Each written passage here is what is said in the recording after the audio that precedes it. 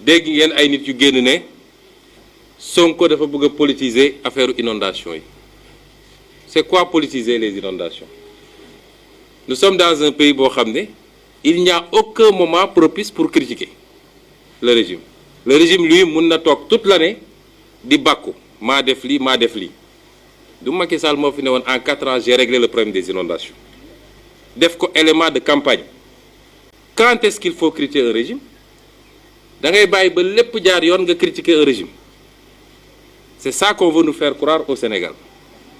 Un régime qui a délibérément régime boo xam ne dafa wax lu dul dëgg ndax dafa wax population bi ni réglé naa seen problème def naa ci 750 milliards te benn réglé wul problème bi ñaar defu ci sax 200 milliards. Régime boobu ñu toog nag ba kër yi di màbb nit ñi di génn seen kër ñu ne kenn warul critiquer régime boobu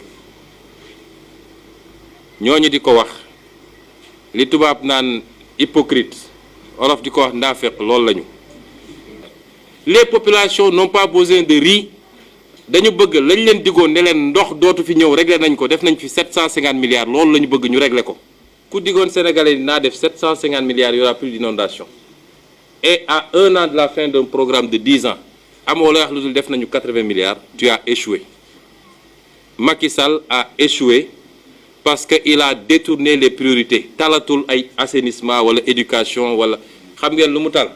Dem jox tubaab yi suñu xaalis c'est faire des terres pour enrichir les tubaab c'est faire des autoroutes pour enrichir des tubaab mais talatul la santé l'éducation l'assainissement. Document gis ngeen man lu ma wax ci ñoom rek seen document laa utiliser bis bu ñu weddee ma génne document bi rek bi ñuy wax fraude fiscale à l'Assemblée coow li bëri dama leen def leen site ministère des finances di ngeen gis document bi ci gaaw ñu dem rocc ko ci site bi li may wax rek dañoo cuune. Pourquoi vous n'avez pas respecté vos engagements? Vous savez, si nous voulons évoluer dans ce pays, les hommes politiques, il faut qu'on les prenne au mot par rapport à ces promesses, à ces engagements. Il y a des def li ci dir bi dir bobu jotna defoko. En Occident, c'est comme ça que ça se passe. Parce que faut vraiment évaluer un homme politique. Donc bayi nak au lieu de faire ce qu'il faut faire, ils ne le font pas.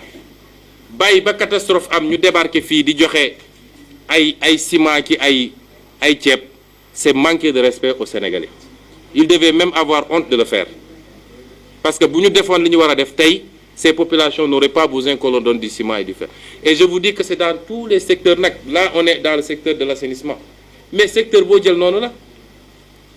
Si ce pays avait été bien géré duñ fi toog naan Macky Sall di jox son beau-frère naan ko demal distribuer du riz aux Sénégalais. Les gens parleraient d'autres choses. Mais passer tout leur temps à détourner l'argent public.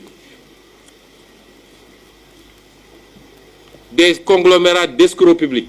Xaalisu réew mi yépp ñu ne ko tekk dem denc dans des comptes offshore. La ca des ñu daggal ay contrats en or aux entreprises étrangères. Mais la population continuera à souffrir. Pauvreté du fi jóge, chômage du fi jóge. C'est ça la vérité te dañu bëgg askan wi egg ci niveau boobu.